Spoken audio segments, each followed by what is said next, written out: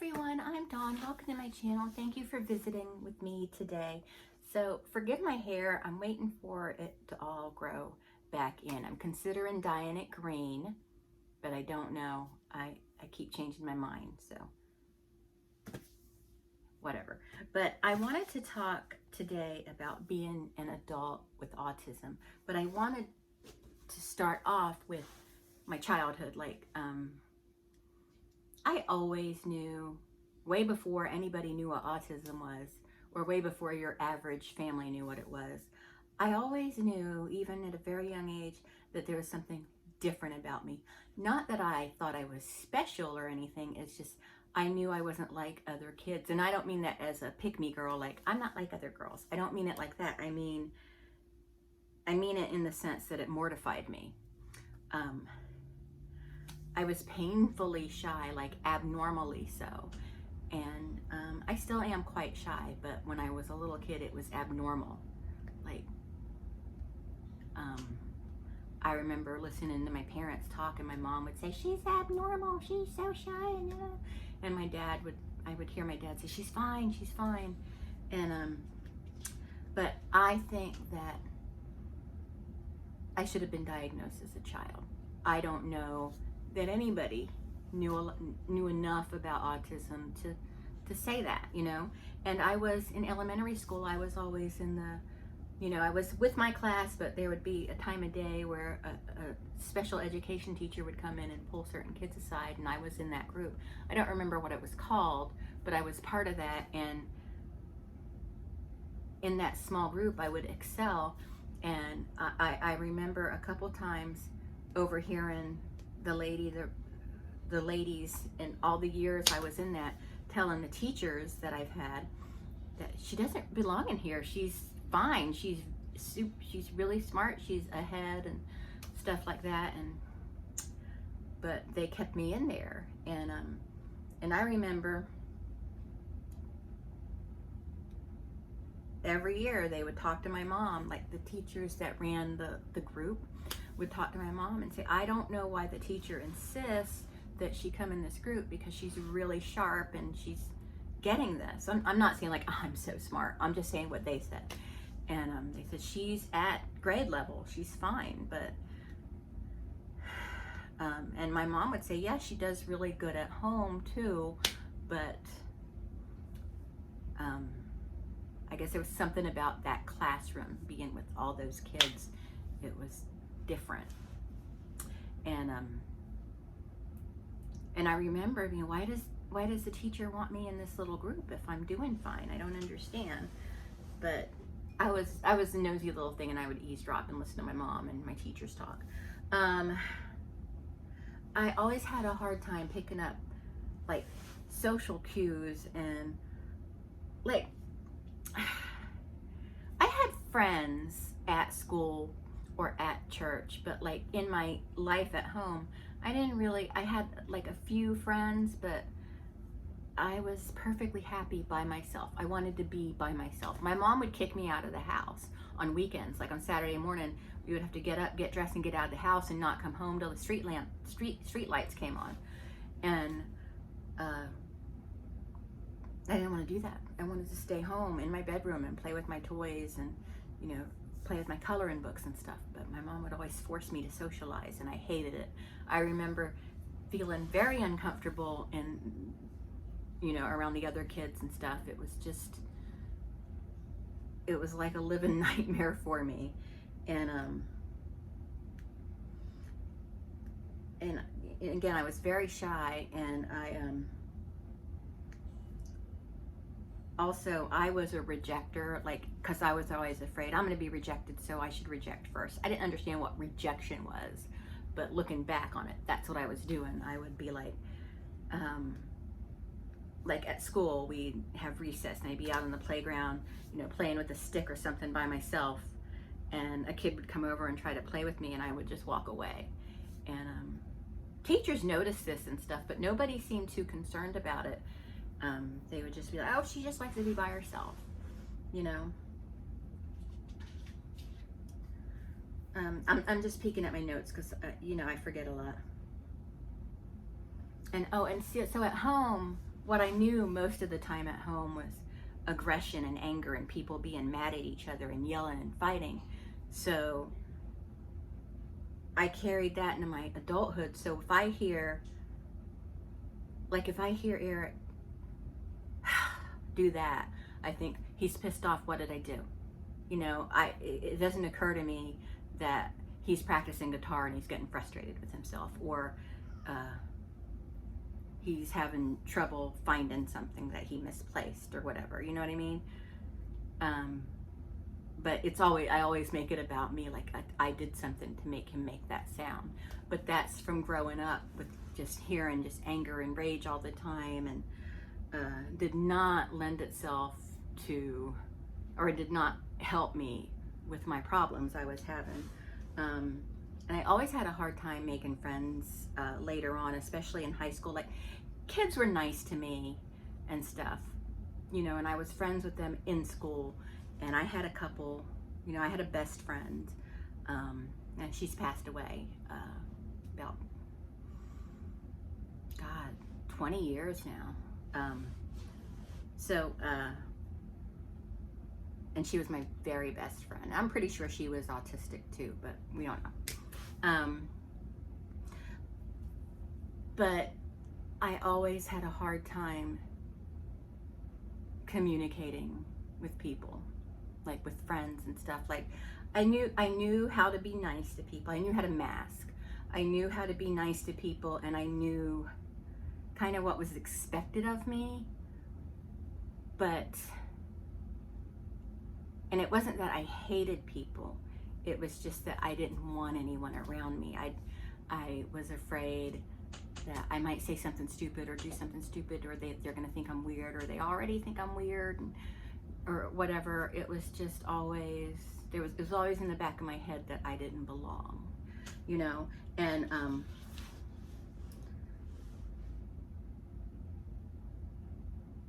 and my mom would always point out, especially when I reached the teen years, that I was a nuisance, that I was a bother in her life, that I was weird, that I just disrupted her life or whatever. And she would say this to me even if I haven't even said anything or done anything, and you disrupt my life. Like, I ain't done a damn thing to you, lady. Leave, go live your life. Just leave me here with my book and my markers. How am I disrupting your life? I don't even want to be involved with you, So, so as I was getting a little older, I thought, well, there was nothing wrong with me. It was wrong with my mother. It was her anger and her rage towards all of her children. That's what it was. But through therapy and stuff, I realized that didn't help. But, we found out that I am autistic, and at least the symptoms, I don't like calling them symptoms, because that's saying I have a sickness, and I don't consider autism a sickness. But yeah, I have a difficult time making conversation. Like, I can't make conversation. That's why when I worked, I would always, like when I worked out of the home, I would lean towards people that were good at making conversation, because then I can be friendly with them, but didn't really have to do a lot of work. Like, they would give the prompts, and I would, oh, it's my turn to respond,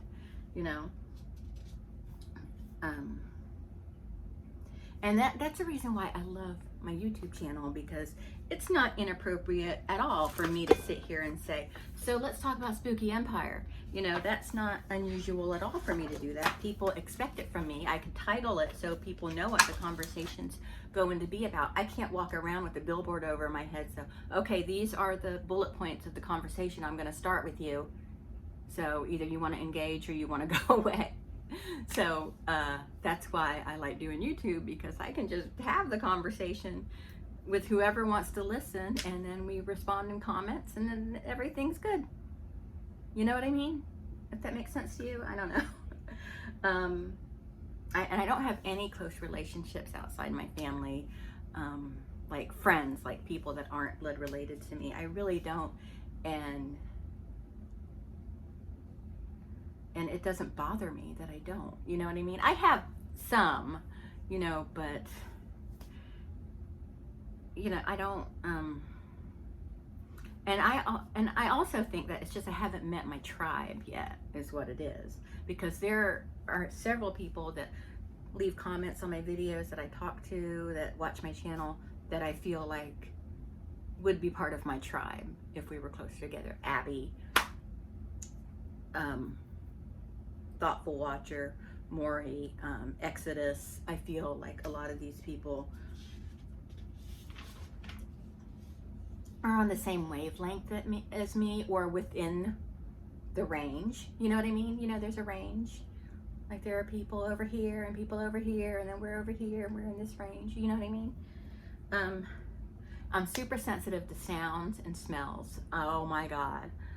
Sounds. And my sense of smell is messed up. Like I'll smell something like that smells like burnt hair, and it's, you know, somebody farted, you know? So I'd rather smell burnt hair than farts. So I guess that's a good thing.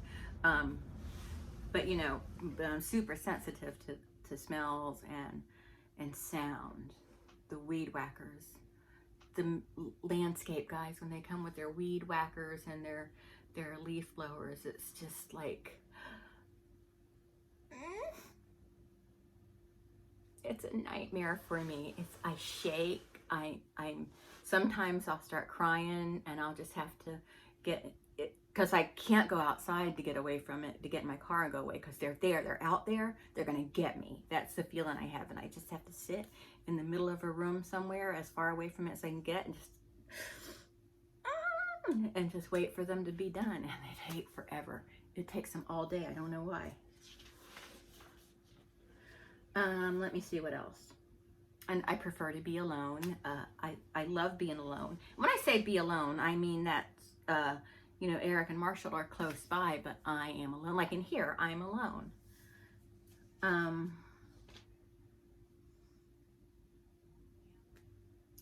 I've gotten better in adulthood at reading other people, but most of the time I just don't even try. I'm just like, I don't even want to read you. Let's not talk. Let's not be friends. I remember when I was dating before I met Eric, and like me and my couple of friends would go out, and they were really great socially, and we're just meeting guys and everything. And how I ever got a boyfriend is beyond me, because I would just sit there, and when they would start talking to me, I remember one night in particular, it was me and a couple girlfriends, and we were at this nightclub. And we were sitting at our table, and they wanted to dance. I didn't feel like dancing. And this one guy walks over to the table. He sits down, and I don't know, he tries to say some pickup line to me, something, tries to be quirky or whatever. And I just look at him, and I get up and I walk away. I don't even do it to be mean or to hurt his feelings, but it was just because I felt threatened and did not want to be in that situation anymore. So I just stood up and walked away. And I remember getting home, telling my mom, she's like, did you meet any nice boys? I'm like, Mom, it's a bar. You're not going to meet nice boys there. But not in bars around here. But I went, no. And I said, this guy tried to talk to me, but she goes, so what happened? I stood up and walked away. She's like, that's my girl. Let's see. Oh, and I have that severe anxiety. I have social anxiety, and I have general anxiety, and it's bothersome. It's every day. I will have an anxiety attack, at least one every day. Someone asked me once to describe my anxiety attacks, and I'm describing it to the person, then like someone that needed to know for medical and legal reasons. I'm explaining it to her, and she just interrupts me, and I'm like, I'm not done describing them. And then she's like, how long does it last? And I'll tell her, and she's like, no, that's not an anxiety attack. Don't tell me what an anxiety attack is, bitch. Do you want to live in my skin? Do you want to live in here? Because you are welcome to. Let's switch places.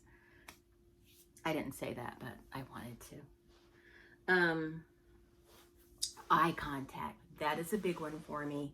I think eye contact is weird. I've always thought it was weird.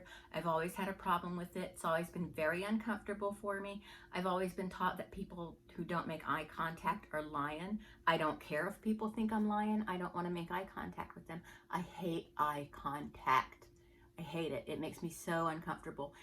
so uncomfortable so that I thought it was normal to not make eye contact. And only in recent years have I discovered that, oh, you're supposed to make eye contact with people. That's supposed to be natural for us.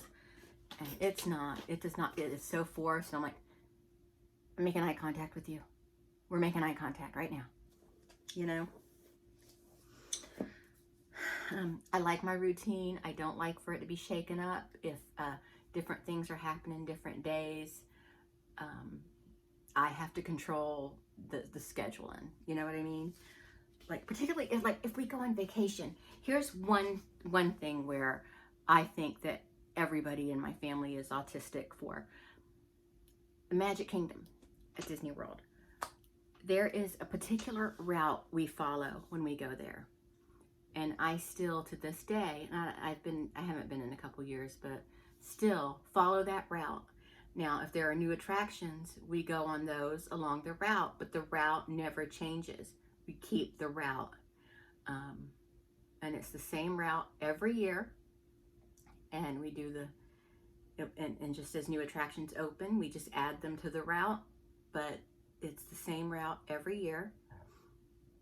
It's the most efficient route that we've discovered, and it works for us. And I always have stuck to that route. It's the one we always did when we were going there.